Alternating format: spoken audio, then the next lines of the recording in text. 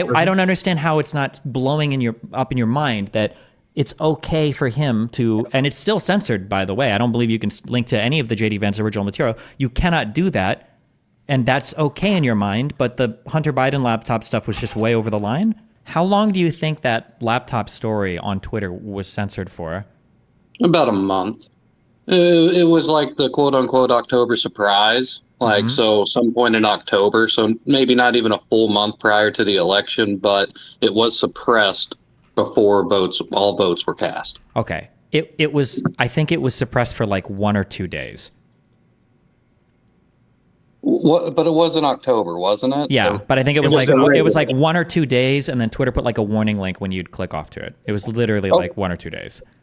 Okay, well, I mean that's fair, but I'm just saying, like, I'm not okay with it if this is what's happening. Right? But it's more than that, right? It's that JD Vance says that this is a basis to not certify the 2020 election because he's unwilling to say that the election was stolen in the traditional way that's sort of accused, which is fake ballots, illegal immigrants voting, that kind of thing. And this is kind of his story for why the election was stolen, is the censoring of the Hunter Biden laptop story.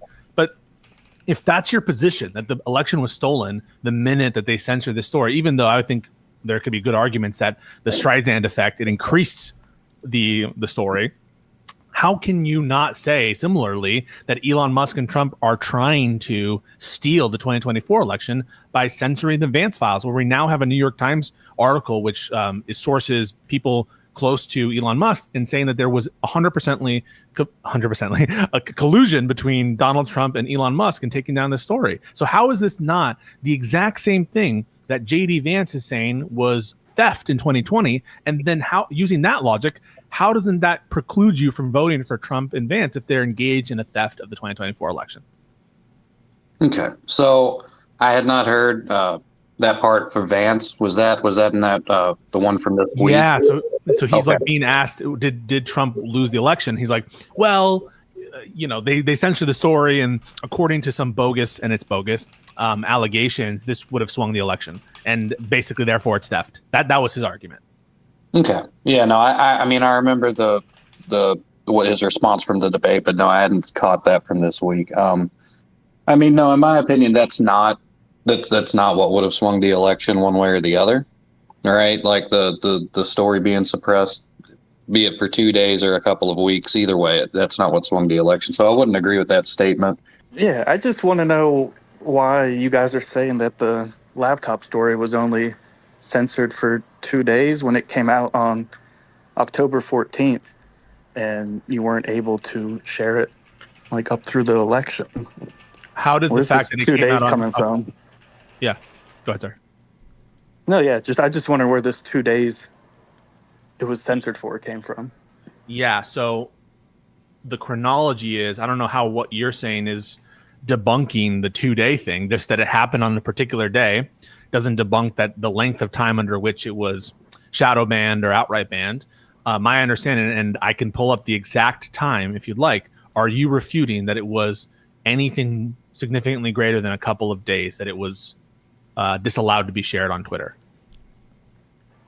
Yeah, I mean, I guess Twitter and Facebook, unless Twitter was only specifically 2 days, but I'm not under any impression that the story was banned on Facebook. I think it was deprioritized on Facebook. Well, if you were to try to send it to somebody in private messages, the link would not send. Yeah. So are you suggesting that for Twitter, let's start with Twitter, that it was anything significantly longer than 2 days? Sure. You are suggesting that, and that's based on your memory? Yeah. Yeah, no, I'm just curious as to where, because I know they didn't allow the story to be shared, and the story came out on October 14th. Yeah, so why don't we if we get the timetable for you directly, and I'm pulling it up now, and it's a couple days, what will you say in response to that? I'll have to see it. I don't know. I'll just be surprised. Okay. Well, I'm going to get that for you. I don't know, Steven. Yeah, I'm trying to find it. It's really hard to find executives on this, but I'll try to find it. Maybe it might have been in the Twitter files. Twitter's ban. Okay, this is from New York Post. Twitter's ban on sharing links remained in effect until around 10 p.m. October 15th, 2020. The story was, so that's 10 p.m. October 15th. The story occurred on on October 14th, 2020. So you agree, therefore, by New York Post's own, and here's the link. I'll put the link. I don't know where I'll put it. I'll put it on my Twitter in response to this, I guess, or I can at you later, or I'll just DM it to you. You agree that if I'm representing the quote correctly from New York Post, that it absolutely was within 1 or 2 days? I guess so. Maybe I'm just thinking of Facebook, but I know that you definitely weren't allowed to share the story. So you're saying it said that it was only banned for 2 days? Yeah, the New York Post says, and I'm quoting, that it was October 15. Sorry, I just lost it again. Okay, hold on. I'm sorry. I'm reading. This is in front of Congress, I believe. For example, on October 14th, 2020, the New York Post tweeted. Okay, so let me read slowly so we have the dates exactly. Okay, on October 14th, 2020, the New York Post tweeted articles about Hunter Biden's laptop with embedded images that looked like they may have been obtained through hacking. In 2018, we developed a policy intended to prevent Twitter from becoming a dumping ground for hacked materials. We applied this policy to the New York Post tweet and blocked links to articles embedding those source materials. At no point did Twitter otherwise prevent tweeting, reporting, discussing, or describing the contents of Mr. Biden's laptop. People could and did talk about the contents of the laptop on Twitter or anywhere else, including other much larger platforms, but they were prevented from sharing the primary documents on Twitter.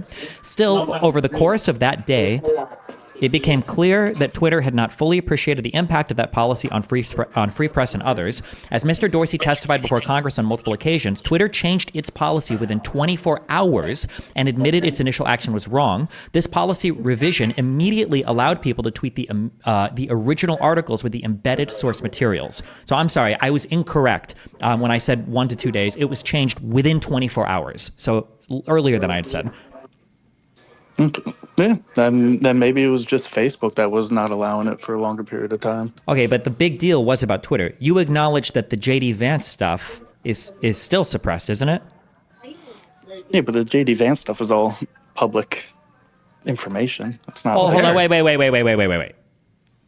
What? First of all, no. But secondly, so what? Why would that make it okay to suppress it?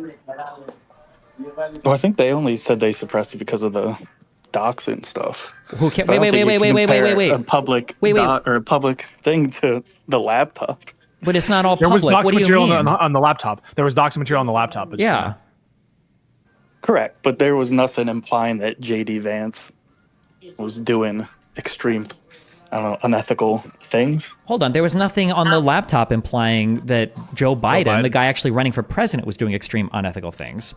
Sure, there was emails saying that he was aware of the Hunter's business stuff whenever he was on the debate stage. No. I just had a debate with the person who published the Hunter Biden laptop story. He got crushed by me. Can you name a single email that shows that he had some conscious awareness of?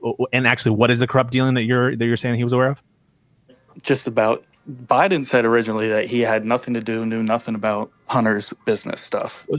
So, what email are you referencing, or what do you have memory of that that shows that Joe Biden had knowledge or awareness of any of Hunter Biden's specific deals?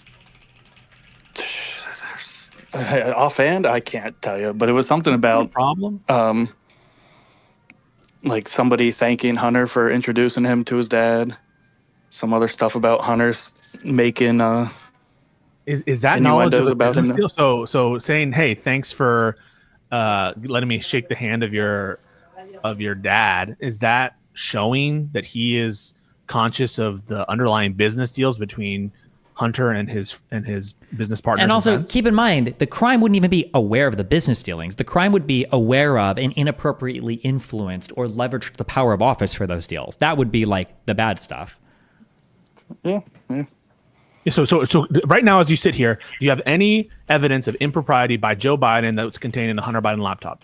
No, how that you're about aware this?